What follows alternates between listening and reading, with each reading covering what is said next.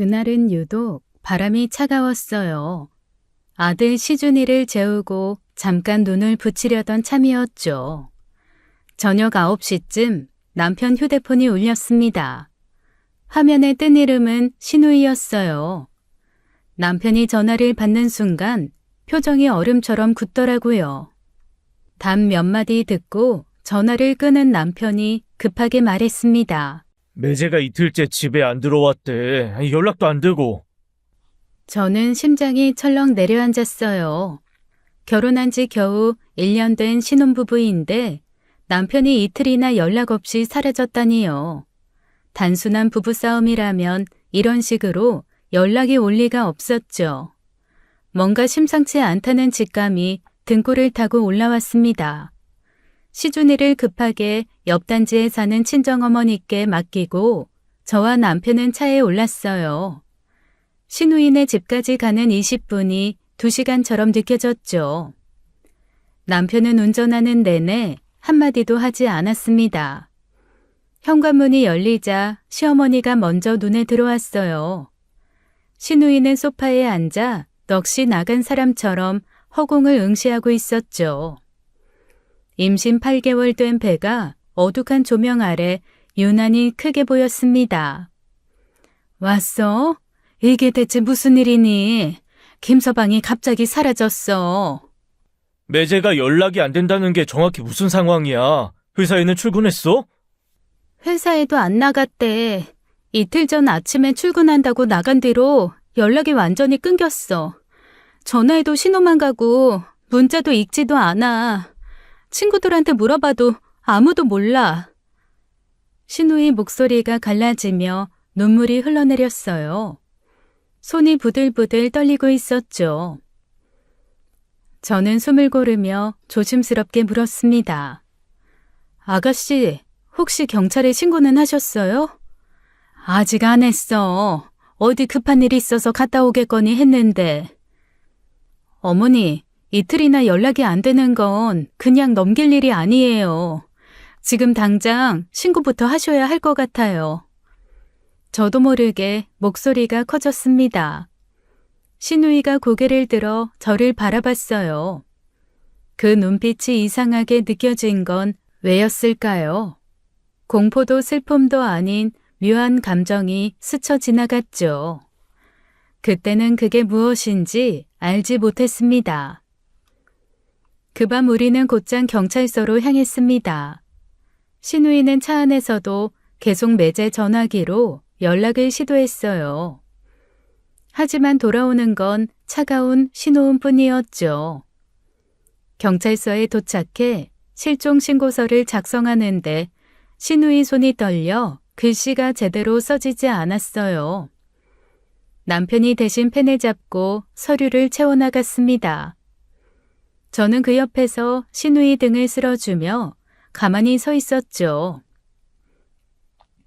그때 경찰서 문이 벌컥 열렸습니다. 심해부 부모님이 창백한 얼굴로 뛰어들어오셨어요. 도연이가 실종이라니, 그게 무슨 소리야? 샘이야, 도연이 무슨 일 생긴 거냐? 저도 몰라요, 어머님. 그날 아침 평소처럼 출근한다고 나갔는데 그 뒤로 연락이 끊겼어요. 전화도 안 받고 어디 있는지 아무도 몰라요. 경찰 양반, 우리 아들 꼭 좀 찾아주시오.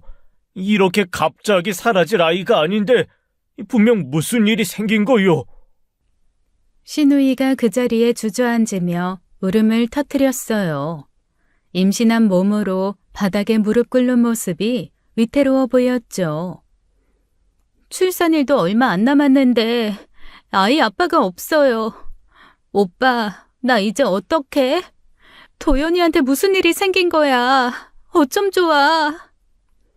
심해부 어머니도 손으로 입을 틀어막으며 오열하셨습니다. 경찰서 안이 순식간에 울음바다가 되었어요. 저도 덩달아 눈시울이 붉어졌죠. 만삭의 몸으로 남편을 잃을지 모른다는 공포가 얼마나 클지 감히 짐작도 되지 않았습니다. 남편이 재빨리 신우이 곁으로 다가가 어깨를 감쌌어요. 세미야, 일단 진정해. 아니, 네가 이러면 뱃속 아기한테 안 좋아.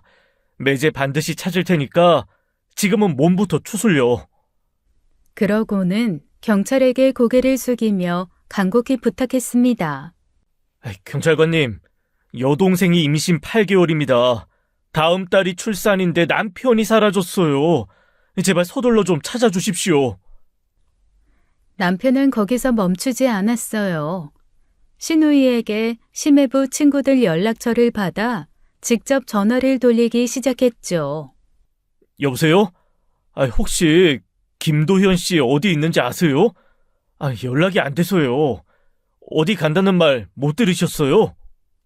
1명, 2명, 3명. 남편은 쉬지 않고 심해부 지인들에게 전화를 돌렸습니다. 경찰이 서류를 정리하며 물었습니다. 혹시 최근에 실종자와 연락하신 분 계십니까? 사소한 통화라도 괜찮습니다. 그 순간 머릿속을 스치는 기억이 있었어요. 며칠 전 심해부에게 걸려온 전화였죠. 아주머님, 드릴 말씀이 있어요. 꼭 만나야 해요. 언제 시간 되세요? 평소 과묵한 심해부가 먼저 연락을 해온 것도 이례적이었어요. 게다가 목소리가 어딘가 다급하게 느껴졌죠. 저는 무슨 일이냐고 물었지만 심해부는 만나서 이야기하겠다고만 했습니다. 그래서 주말에 보기로 약속을 잡았어요. 그런데 그 약속은 지켜지지 못했죠. 저요. 실종되기 며칠 전에 심해부한테 전화가 왔었어요. 할 말이 있다고 꼭 만나자고 하셨거든요. 순간 모든 시선이 제게로 쏠렸습니다. 뭐? 매제가 너한테 전화를 했다고?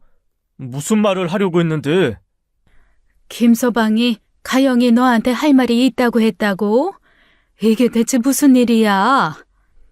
저도 몰라요. 만나서 얘기해 주신다고 하셨는데 무슨 일인지는 말씀 안 하셨어요. 신우이가 저를 쳐다봤어요.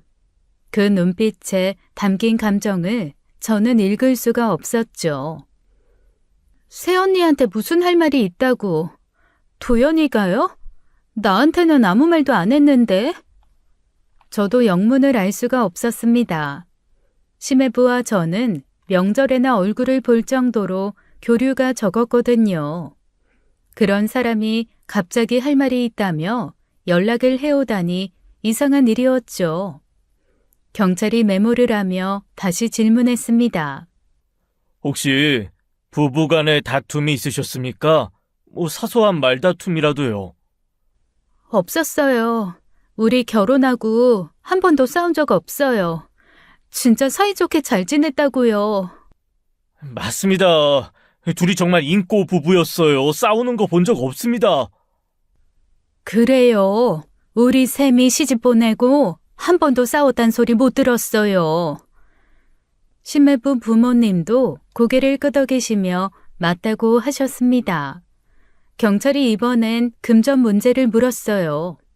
혹시 금전적으로 어려운 점은 없으셨습니까? 빚이나 투자 손실 같은 거요. 도연이 대기업 다니고 저축도 꾸준히 하고 있어요. 주식도 하는데 수익도 괜찮은 편이에요.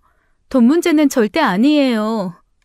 경찰이 펜을 내려놓으며 말했습니다.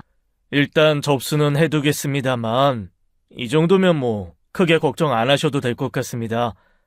갑자기 급한 일이 생겨서 연락을 못하는 경우도 많거든요. 며칠 내로 연락 올 겁니다. 그 말이 위로가 되지 않았어요. 심해부가 제게 하려던 말이 계속 머릿속을 맴돌았죠. 도대체 무슨 얘기를 하려고 했던 걸까요? 경찰의 예상은 완전히 빗나갔습니다.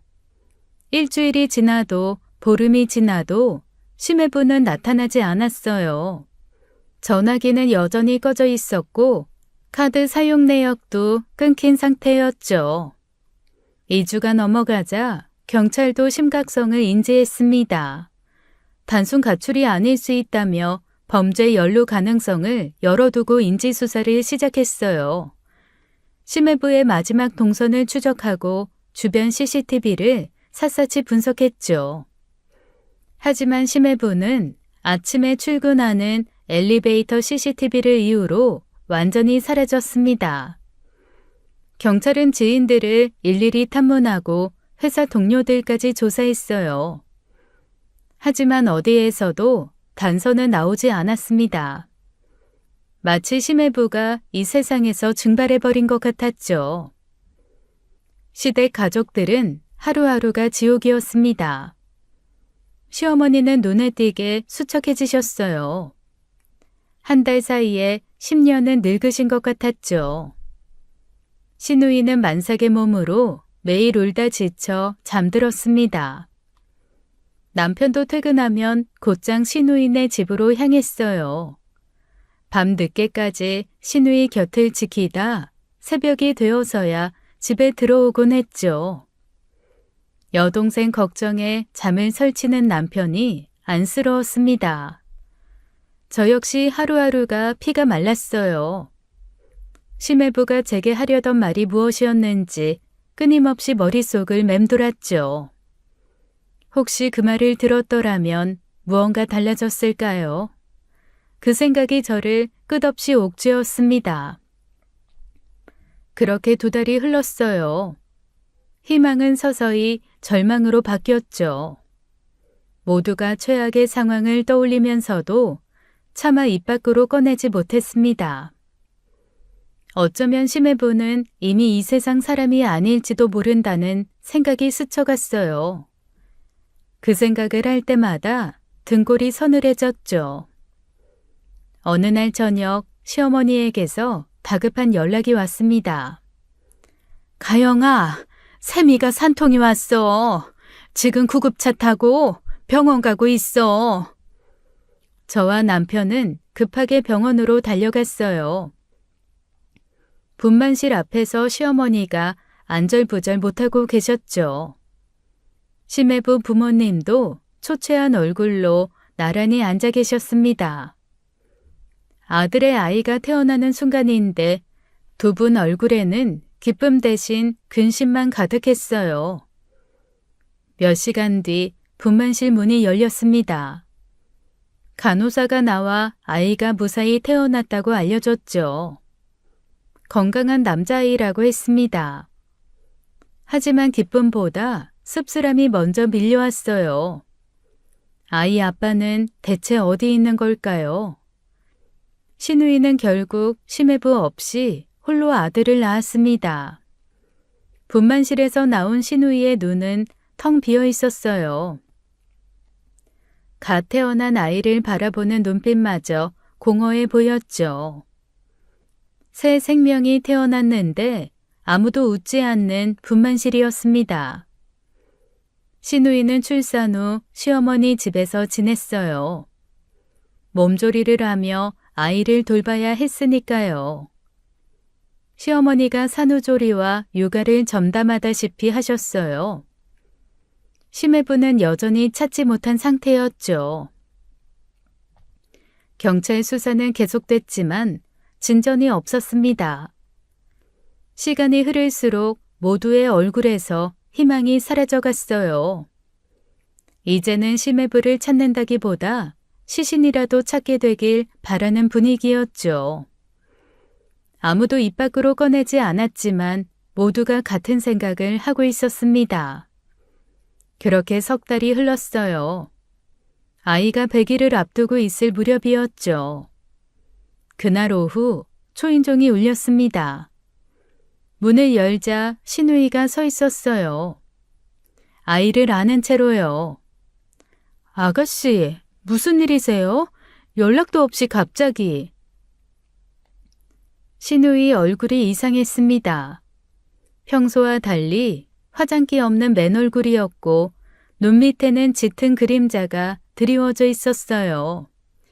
입술은 바싹 말라 있었고 머리카락도 헝클어져 있었죠. 무언가에 쫓기는 사람 같았습니다. 새언니, 이 아이 좀 키워줘요. 저는 귀를 의심했습니다. 지금 무슨 소리를 하는 건지 이해가 되지 않았어요. 네? 그게 무슨 말이에요? 제가 왜 아가씨 아이를... 새언니는 어차피 시준이 키우고 있잖아요. 하나 더 키우면 되잖아요. 난 못 키우겠어요. 이 아이 볼 때마다 미쳐버릴 것 같아요. 신우의 목소리가 떨리고 있었습니다. 눈빛이 광기 어린 것처럼 보였어요. 저는 당황해서 손을 내저었죠. 아가씨, 지금 제정신이에요? 아무리 힘들어도 이건 아니에요. 친엄마가 있는데 어떻게 아이를 남한테 맡겨요? 나 진짜 안 돼요. 새언니가 키워줘. 제발 부탁이에요. 신우이가 갑자기 제 품에 아이를 떠넘겼습니다. 저는 반사적으로 아이를 받아 안았어요. 하마터면 떨어뜨릴 뻔했죠. 그 순간 신우이가 현관문을 박차고 뛰쳐나갔습니다. 아가씨! 잠깐만요! 아가씨! 저는 아이를 안은 채 쫓아갔습니다. 하지만 신우이는 엘리베이터 대신 계단으로 내달렸어요. 마치 귀신에게 쫓기듯 손살같이 사라졌죠. 출산한 지 3달밖에 안 된 몸이라고는 믿기지 않는 속도였습니다. 저는 아이를 안고 있어서 더 이상 쫓아갈 수가 없었어요. 집으로 와서 다급하게 전화를 걸었습니다. 신호음만 울릴 뿐 신우이는 받지 않았죠. 1번, 2번, 3번. 연거푸 전화를 했지만 돌아오는 건 음성 안내뿐이었습니다. 품 안에 아이가 울음을 터뜨렸어요. 저는 그 자리에 멍하니 서 있었죠. 신우이가 한 말이 머릿속에서 맴돌았습니다. 이 아이를 볼 때마다 미쳐버릴 것 같다니요. 산후 우울증인 걸까요? 아니면 다른 이유가 있는 걸까요? 도대체 무슨 일이 벌어지고 있는 건지 알 수가 없었어요. 저는 떨리는 손으로 회사에 있는 남편에게 바로 전화를 걸었습니다. 왜? 여보, 큰일 났어. 아가씨가 방금 갑자기 집에 와서 애를 두고 갔어. 키워달라면서 그냥 가버렸어. 세미가? 응, 전화도 안 받아. 어떡해? 나 지금 어떻게 해야 돼? 일단 진정하고 아이 좀 보고 있어. 내가 최대한 빨리 퇴근해서 갈게. 남편 목소리가 이상하게 차분했어요. 여동생이 아이를 버리고 갔다는데 왜 저렇게 담담한 걸까요? 놀라거나 당황하는 기색이 전혀 없었죠. 저는 의아했지만 일단 전화를 끊었습니다. 시어머니에게도 연락을 해봤어요. 신호음만 길게 울리다 끊어졌죠. 2번, 3번 다시 걸어도 마찬가지였습니다. 왜 다들 전화를 안 받는 걸까요? 마치 짝이라도 한 것처럼요. 저는 울고 있는 아이를 달래며 분유를 타줬어요. 시준이가 아기였을 때가 떠올랐죠. 하지만 지금 이 아이는 제 아이가 아니었습니다. 이 상황이 너무나 비현실적으로 느껴졌어요. 해가 지고 어둠이 내려앉았습니다. 남편은 빨리 온다고 해놓고 9시가 넘어서야 현관문을 열었어요. 왜 이제 와? 빨리 온다며. 전화는 왜 안 받고? 회사에 일이 갑자기 생겨서 아이는 겨우 재웠어. 그래서 아가씨한테 연락은 해봤어? 남편이 거실로 들어와 소파에 앉았습니다. 그러더니 저를 올려다보며 말했어요. 가영아, 우리가 그냥 키우자. 저는 귀를 의심했습니다. 뭐라고? 지금 무슨 소리야? 어차피 우리 둘째 생각하고 있었잖아. 그냥 이 아이 키우면 되지. 나쁘지 않잖아. 나쁘지 않다니. 여보, 지금 제정신이야? 이게 어떻게 나쁘지 않아? 아가씨 아이를 왜 내가 키워? 세미가 지금 힘든 거 몰라? 매제 사라지고 혼자서 얼마나 힘들었겠어. 이 정도는 도와줘야지. 도와주는 거랑 아이를 키우는 건 다른 문제야. 그래, 나도 지금 아가씨 상황이 얼마나 힘들지 걱정돼. 나도 안타깝다고. 하지만 이건 아니지. 아가씨가 친엄마인데 왜 내가 키워? 남편 표정이 싸늘하게 변했습니다. 지금 매제가 사라져서 집안이 이 난리인데 그게 중요해? 너 지금 너무 이기적인 거 아니야? 네 가족이 아니라서 이러는 거니? 저는 말문이 막혔어요. 이기적이라뇨. 갑자기 아이를 떠넘긴 건 신우이인데 왜 제가 이기적인 사람이 되는 걸까요? 억울함이 목구멍까지 치밀어 올랐죠. 일단 당분간만 키우자. 셈이 안정되면 다시 데려갈 거야. 그때까지만. 남편은 더 이상 대화를 원하지 않는다는 듯 방으로 들어가 버렸습니다. 저는 그 뒷모습을 바라보며 알 수 없는 불안감에 휩싸였어요. 무언가 이상했습니다. 남편의 태도가, 신우이의 행동이, 이 상황 전체가요. 다음 날 아침 저는 다시 신우이에게 전화를 걸었습니다. 하지만 여전히 연결되지 않았어요. 문자를 보내도 읽지 않았습니다. 완전한 잠수 상태였어요. 저는 더 이상 참을 수가 없었어요. 시어머니에게 전화를 걸었죠. 어제는 안 받더니 오늘은 신호음 몇 번 만에 연결이 되었습니다. 응, 가영아. 어머니, 아가씨가 어제 갑자기 아이를 두고 갔어요. 연락도 안 되고요. 지금 어디 있는지 아세요? 샘이? 어제 집에 안 들어왔는데. 네? 집에 안 들어왔다고요? 그럼 지금 어디 있는 거예요? 시어머니가 한숨을 내쉬었습니다. 그 한숨 소리가 이상하게 느껴졌어요. 걱정하는 한숨이 아니라 귀찮다는 듯한 한숨이었죠. 딸이 집에 안 들어왔다는데 너무 태연했습니다. 가영아, 세미가 요즘 많이 힘들어. 김서방도 없는데 혼자 애를 어떻게 키워? 네가 좀 도와줘. 어머니, 도와주는 거랑 제가 맡아서 키우는 건 다른 문제예요.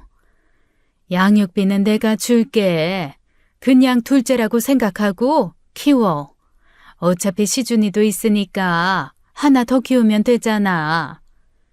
저는 그를 의심했습니다. 어제 남편이 했던 말과 똑같았어요.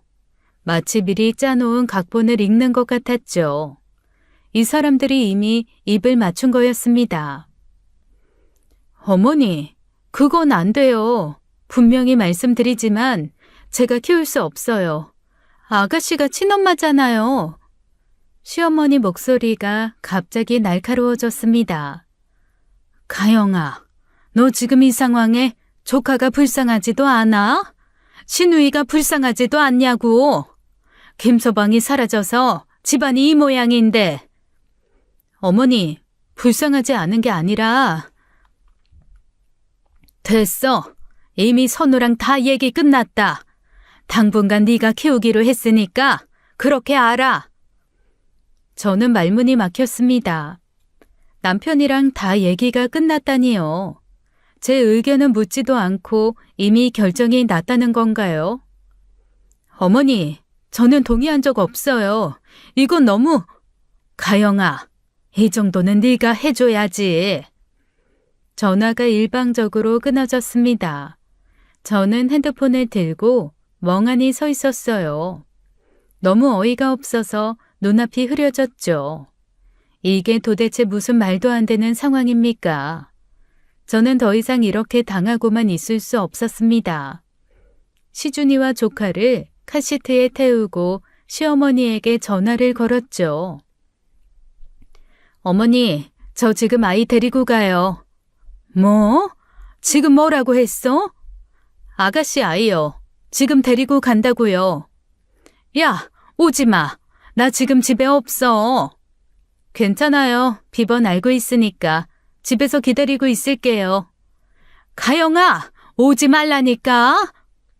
시어머니가 소리를 질렀습니다. 왜 이렇게까지 오지 말라고 하는 걸까요?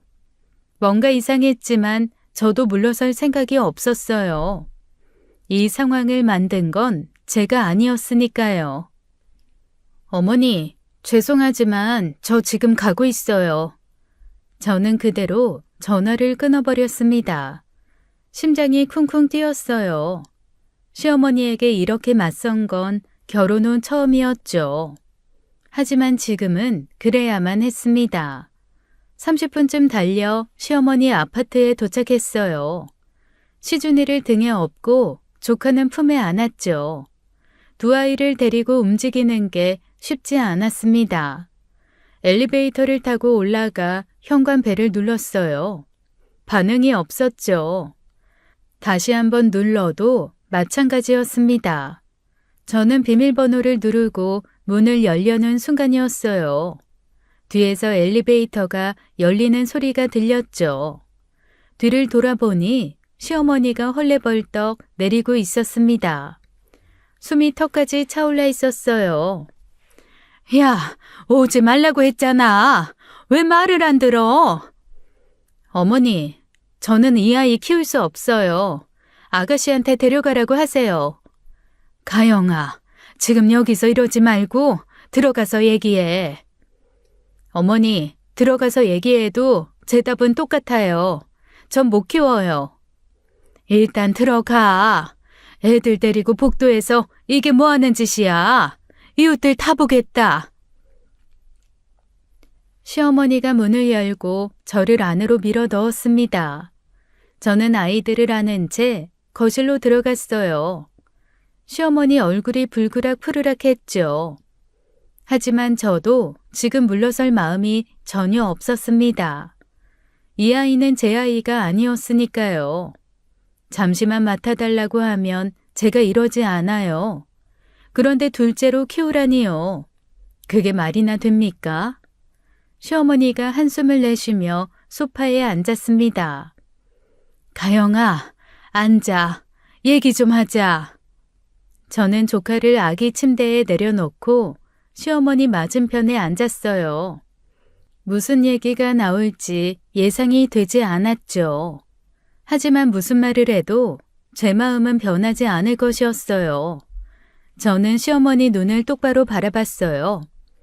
시어머니가 한숨을 내쉬며 휴대폰을 꺼냈습니다. 신우이에게 전화를 거는 것 같았어요. 제 전화는 끝까지 안 받더니 시어머니 전화는 2번 만에 받았죠. 샘이야, 너 지금 어디야? 가영이가 애 데리고 집에 왔어. 지금 당장 와. 전화 너머로 신우이 목소리가 희미하게 들렸습니다. 뭐라고 하는지 정확히는 들리지 않았지만 시어머니 표정이 점점 굳어지는 게 보였어요. 안 된다는 게 어딨어. 지금 바로 와. 선우한테도 연락할 테니까 다 같이 모여서 얘기하자. 아, 나도 더 이상 몰라. 집까지 왔는데 어떡해. 시어머니가 전화를 끊고 남편에게도 연락을 했습니다. 선우야, 너도 지금 바로 집으로 와. 이거 주먹구구식으로 해결될 일이 아니야. 다 모여서 제대로 상의해야겠다. 저는 그 모습을 지켜보며 묘한 위화감을 느꼈어요. 시어머니와 시누이 그리고 남편. 이 세 사람 사이에 뭔가 제가 모르는 게 있는 것 같았죠. 1시간쯤 지났을까요? 현관문이 열리며 시누이와 남편이 함께 들어왔습니다. 둘이 같이 온 게 이상했어요. 남편은 회사에 있었을 텐데 시누이와 어디서 만나서 같이 온 걸까요? 시누이가 거실로 들어오며 저를 힐끗 쳐다봤습니다. 눈빛이 차가웠어요. 시어머니가 입을 열었죠. 다 모였으니까 얘기하자. 샘이야, 이 아이 어떻게 할 거야? 저는 못 키워요. 진짜 못 키우겠어요. 아가씨, 이애 아가씨 아이예요. 왜 못 키워요? 지금 이게 말이 돼요? 새언니는 몰라요. 도연 씨가 이렇게 오래 실종되면 죽은 거나 다름없지 않아요? 나 아직 젊어요. 새 출발해야 하는데 애가 있으면 어떻게 재혼해요? 누가 애 딸린 여자랑 결혼하려고 하겠어요? 저는 귀를 의심했습니다. 지금 뭐라고 한 거예요? 남편이 실종된 상황에 벌써 재혼 얘기가 나오는 건가요? 아가씨, 지금 무슨 소리예요? 시매부가 죽었는지 살았는지도 모르는데 벌써 재혼 생각을 해요? 경찰 수사도 아직 안 끝났잖아요. 신우이가 갑자기 소리를 질렀습니다. 새언니는 다 가졌잖아. 멀쩡한 남편의 예쁜 아들까지. 편하게 살면서 내 마음을 어떻게 알아? 난 남편도 없이 혼자서 애를 어떻게 키우냐고. 신우이 눈에서 눈물이 흘러내렸어요. 하지만 저는 동정심이 들지 않았습니다. 이건 아무리 생각해도 아니었으니까요. 새언니는 이미 하나 키우고 있잖아. 하나 더 키우는 게 뭐가 대수야? 그냥 둘째라고 생각하면 되잖아. 아가씨, 아무리 그래도 이건 아니에요. 저 못 키워요. 아닌 건 아니에요. 신우이가 뭐라고 더 말하려고 했지만 저는 손을 들어 말을 끊었습니다. 더 이상 말해도 소용없어요. 이 문제에서 가장 중요한 건 제 의견이에요. 그리고 저는 못 키운다고 분명히 말씀드렸어요. 거실에 무거운 침묵이 내려앉았습니다. 신우이가 갑자기 남편을 노려봤어요. 그 눈빛이 예사롭지 않았죠.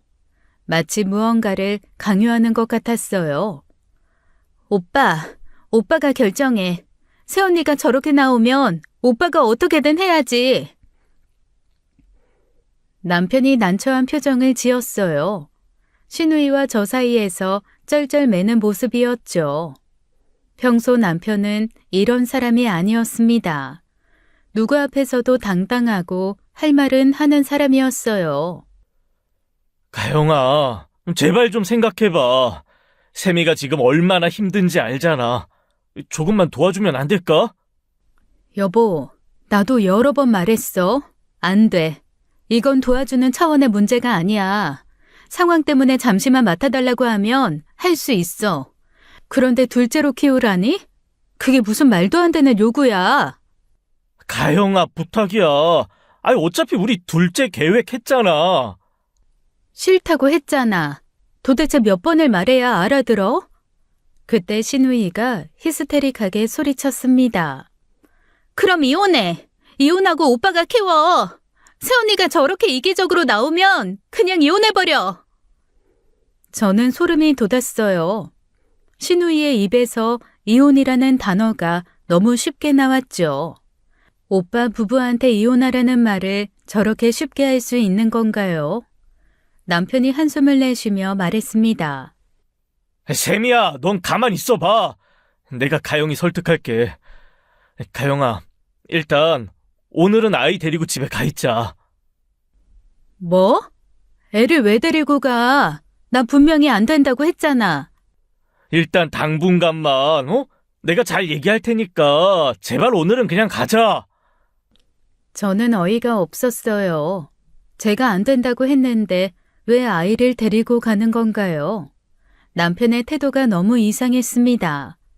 신우이 앞에서 쩔쩔매는 모습이 평소와 너무 달랐죠. 무언가 약점이라도 잡힌 사람 같았어요.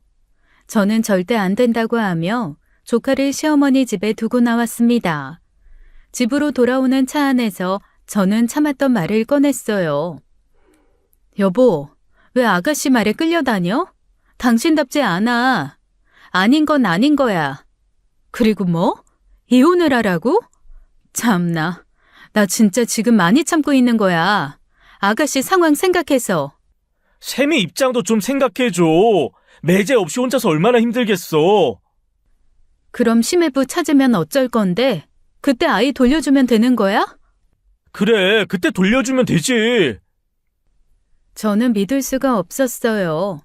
지금 이 사람이 무슨 말을 하고 있는 건가요? 애가 물건이야? 필요할 때 맡기고 필요 없으면 데려가고? 그게 말이 돼? 남편이 갑자기 목소리를 높였습니다. 그럼 어쩌라고? 샘이 인생 망하게 그냥 내버려 두자는 거야? 여동생이 저렇게 힘들어하는데 못 본 척하라고? 저는 그 순간 확신했어요. 이 남자가 뭔가를 숨기고 있다는 것을요. 남편은 신우이를 감싸는 게 아니었습니다. 뭔가에 쫓기듯 신우이 편을 들고 있었어요. 그날 밤 저는 잠을 이룰 수가 없었습니다. 옆에서 자고 있는 남편의 얼굴을 바라봤어요. 익숙한 얼굴인데 왠지 낯설게 느껴졌죠. 남편의 이상한 행동들이 머릿속을 떠나지 않았습니다. 신우이 앞에서 쩔쩔 매던 모습, 평소에 남편이라면 절대 그러지 않았어요. 오히려 신우이에게 정신 차리라고 호통을 쳤을 사람이었죠. 그런데 지금은 어떤가요? 신우이가 아이를 버리고 갔는데도 한마디 못했습니다. 제온 운운하며 황당한 소리를 해도 제지하지 않았어요. 오히려 저에게 신우이 입장을 생각해달라고 했죠. 이건 분명 이상한 일이었습니다. 남매 사이가 아무리 좋아도 이 정도는 아니었어요. 무언가 제가 모르는 게 있는 것 같았죠. 저는 며칠간 남편을 유심히 관찰했습니다.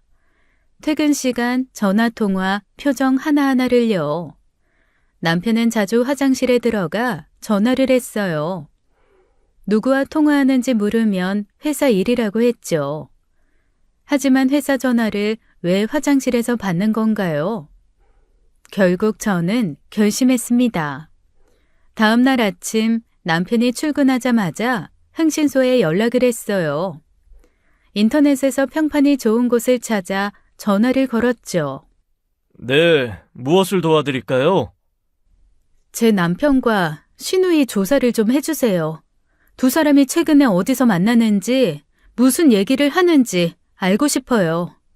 구체적으로 의심되는 부분이 있으신가요? 네, 두 사람 사이에 뭔가 있는 것 같아요.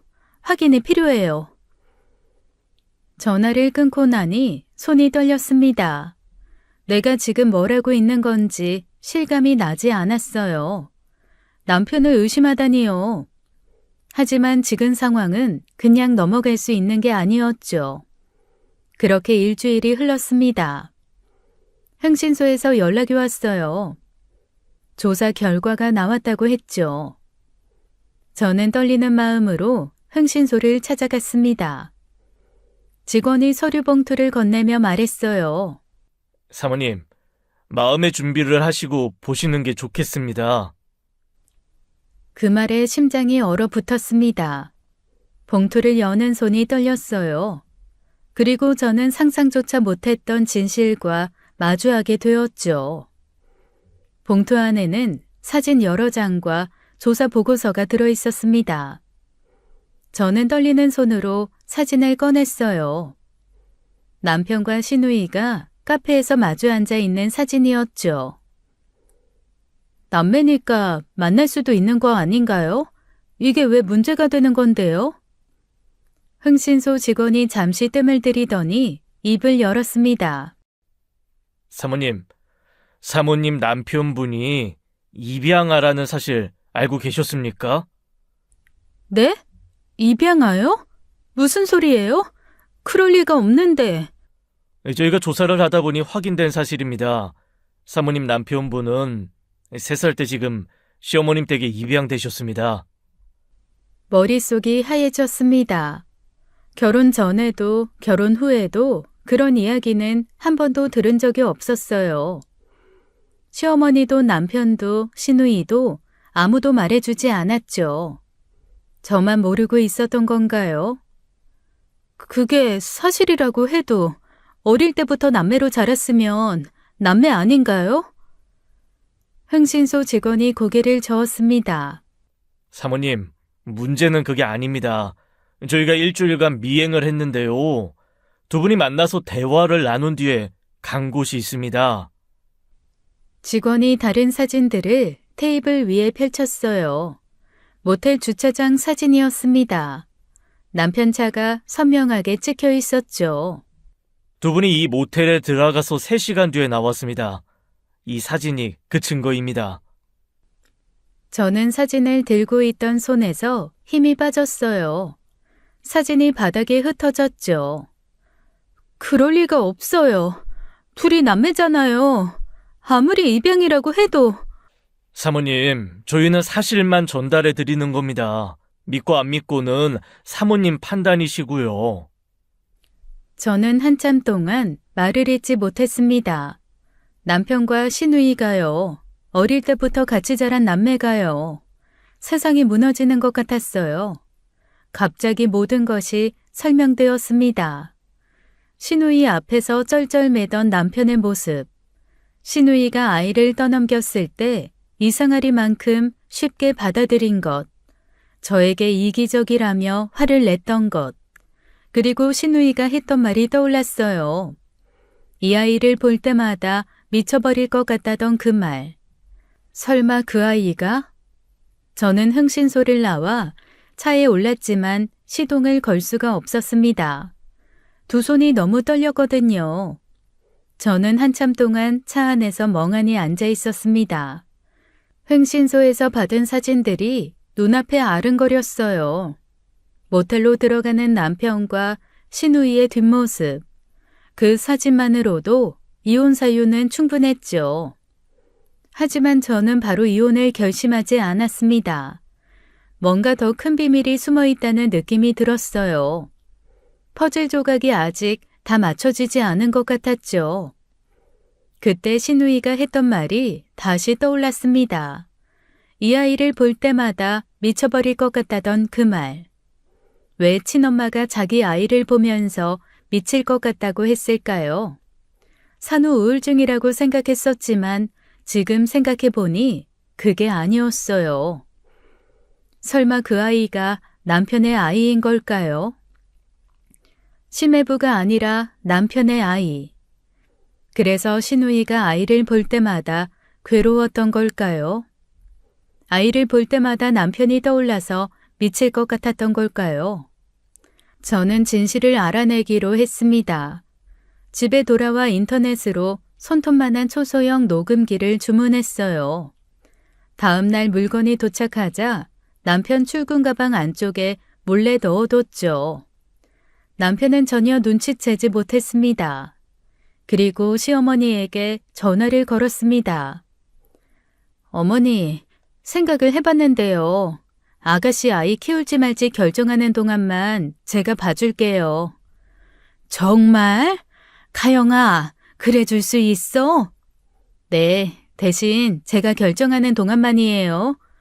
고맙다. 정말 고마워, 가영아. 잘 생각했다. 내가 이 은혜는 죽어서도 갚으마. 시어머니 목소리가 활짝 밝아졌어요. 저는 마음이 무거웠지만 애써 평온한 척 했습니다. 저는 시어머니 집으로 가서 아이를 데려왔어요. 아이는 새근새근 잠들어 있었어요. 죄 없는 이 아이에게 미안한 마음이 들었죠. 하지만 저는 진실을 알아야 했습니다. 집에 돌아온 뒤 저는 남편이 쓰던 칫솔을 챙겼어요. 그리고 아이의 구강세포를 면봉으로 조심스럽게 채취했죠. 잠든 아이의 얼굴을 바라보니 마음이 복잡했습니다. 이 아이가 정말 남편의 아이라면 어떻게 해야 할까요? 저는 유전자 검사기관에 샘플을 택배로 보냈습니다. 결과는 일주일 후에 나온다고 했어요. 기다리는 일주일이 1년처럼 느껴졌죠. 남편 얼굴을 볼 때마다 속이 뒤틀렸습니다. 하지만 아무것도 모르는 척 평소처럼 행동했어요. 밥을 차리고 웃고 대화를 나눴죠. 그게 얼마나 힘든 일인지 아무도 모를 것입니다. 녹음기도 매일 밤 확인했어요. 남편이 잠든 사이 가방에서 꺼내 내용을 들었죠. 회사 통화가 대부분이었지만 가끔 시누이와 나눈 대화도 녹음되어 있었습니다. 두 사람은 무언가를 숨기려고 안간힘을 쓰고 있었어요. 저는 이를 악물었습니다. 반드시 진실을 밝혀낼 것이었어요. 그리고 그에 맞는 대가를 치르게 할 것이었죠. 일주일 뒤 유전자 검사 결과가 도착했습니다. 저는 떨리는 손으로 봉투를 뜯었어요. 심장이 미친 듯이 뛰었죠. 결과지를 펼치는 순간 눈앞이 캄캄해졌습니다. 친자 확률 99.99%. 시누이의 아이가 남편의 아이였어요. 저는 한동안 그 자리에서 움직일 수가 없었습니다. 예상은 했지만 막상 결과를 보니 온몸에서 힘이 빠졌어요. 저는 이 남자의 뭘 보고 살았던 걸까요? 그 세월이 한순간에 무너져 내리는 기분이었죠. 그제야 모든 퍼즐 조각이 맞춰지기 시작했습니다. 지난 몇 년간의 장면들이 주마등처럼 스쳐 지나갔어요. 명절 때마다 시누이와 남편이 둘만 있을 때가 있었죠. 부엌에서 설거지를 하다가 거실을 봤을 때 두 사람이 나누던 눈빛이 이상하다고 느꼈던 적이 있었습니다. 그때는 제가 예민한 거라고 넘겼어요. 남매 사이에 무슨 일이 있겠냐고 생각했죠. 제가 바보였습니다. 시누이 결혼식 날도 떠올랐어요. 남편이 유독 표정이 어두웠죠. 여동생 결혼하는데 왜 저러나 싶었습니다. 축하해야 할 자리에서 혼자 구석에 서 있던 남편. 그게 다 이유가 있었던 거예요. 시누이가 아이를 떠넘기러 왔을 때의 모습도 생생했습니다. 광기 어린 눈빛으로 이 아이를 볼 때마다 미쳐버릴 것 같다고 했죠. 진짜 이유는 따로 있었습니다. 아이를 볼 때마다 남편이 떠올랐던 거예요. 비록 피가 섞이지 않은 오빠라고 해도 어릴 때부터 남매로 자란 사이였죠. 그 죄책감과 혐오감이 시누이를 미치게 만들었던 거예요. 남편이 시누이 앞에서 쩔쩔 매던 이유도 이제 알겠습니다. 시누이가 뭔가를 요구할 때마다 거절하지 못했던 것, 저에게 이기적이라며 화를 냈던 것, 그 모든 것이 죄책감 때문이었어요. 자기가 저지른 일의 결과물을 저에게 떠넘기려고 했던 거죠. 저는 결과지를 테이블 위에 내려놓았습니다. 분노가 차오르다 못해 오히려 차분해졌어요. 이제 어떻게 해야 할지 명확해졌죠. 저는 시어머니에게 전화를 걸었습니다. 어머니, 아이 키우는 거에 대해서 결정했어요. 오늘 저녁에 아이 데리고 갈 테니까 아가씨랑 선우씨 다 불러주세요. 정말? 결정한 거야? 네, 다 모여야 해요. 중요한 얘기가 있거든요. 시어머니 목소리가 밝아졌습니다.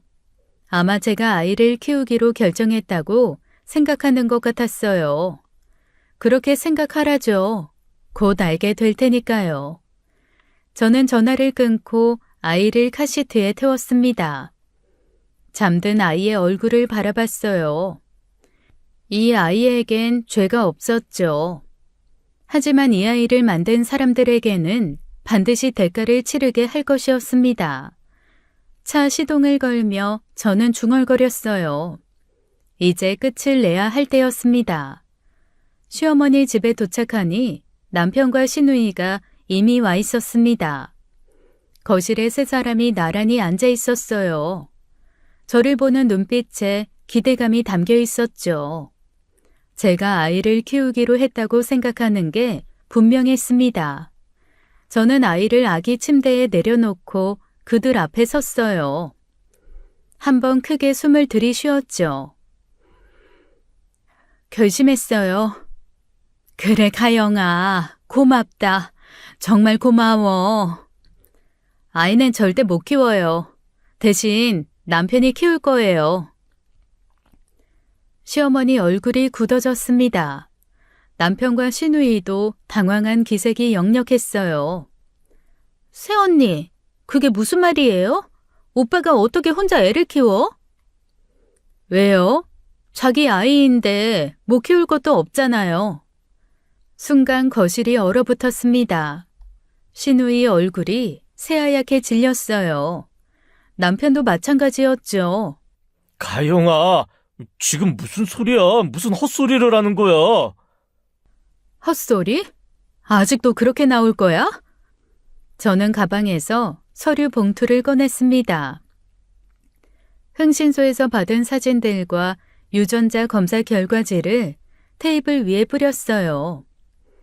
모텔 사진, 카페에서 찍은 사진, 그리고 친자 확률 99.99%라고 적힌 결과지. 이래도 헛소리야? 너희 셋이 아주 사람 하나 완전히 바보로 만들었네. 입양 사실도 숨기고 불륜도 숨기고 심지어 둘 사이에서 난 애까지 나한테 떠넘기려고 했어? 새언니, 이건 오해야. 오해? 유전자 검사 결과가 오해야? 99.99%가 오해라고? 시어머니가 벌떡 일어났습니다. 가영아, 이게 대체... 어머니도 아셨죠? 다 알고 있었잖아요.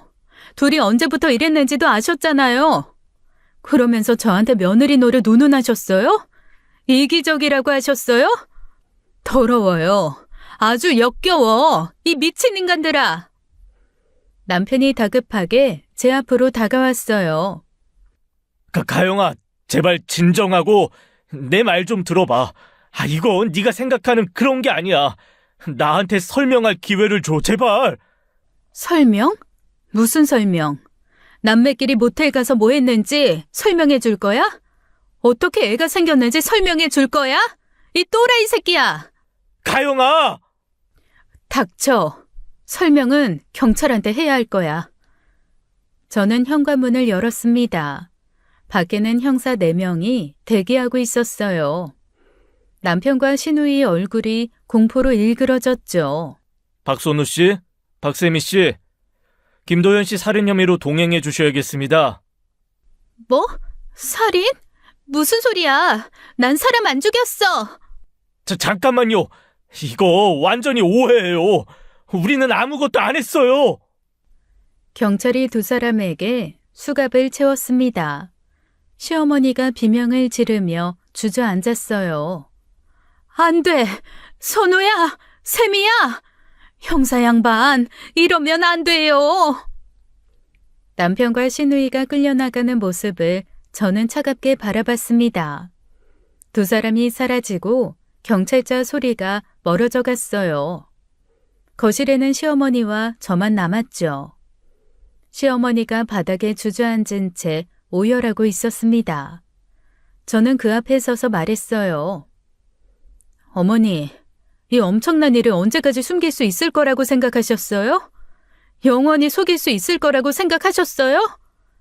가영아, 선우도 내 자식이고 세미도 내 자식이야. 이걸 어떻게 말해? 어떻게 입 밖으로 꺼내?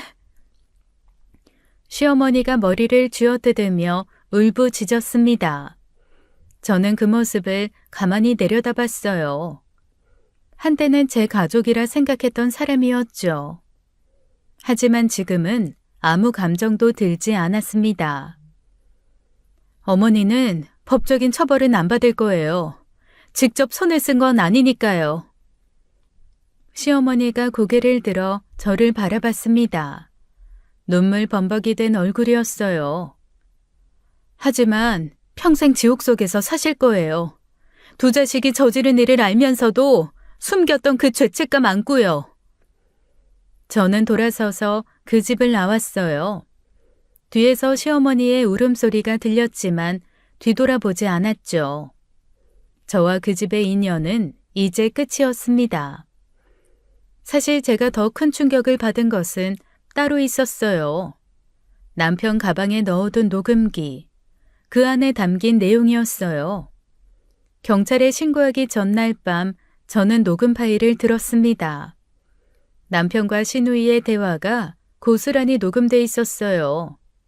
그 내용을 듣는 순간 저는 온몸이 얼어붙었죠. 심해부는 실종된 게 아니었습니다. 죽은 거였어요. 그것도 시누이의 손에요. 녹음 속에서 신우이가 울먹이며 말했습니다. 오빠, 나 요즘 잠을 못 자겠어. 경찰이 계속 수사하잖아. 진정해. 벌써 몇 달째야. 못 찾으면 미제로 넘어가. 시체 절대 발견 못해. 근데 자꾸 그날 생각이 나. 도연이가 우리 사이에 안 거 알았을 때. 그 눈빛이 아직도 생생해. 나 잠을 못 자겠어.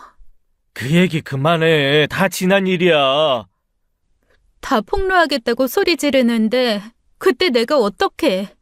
나 임신한 것까지 다 말하겠다고 했잖아. 그래서 내가 세미야, 제발 그만하라니까.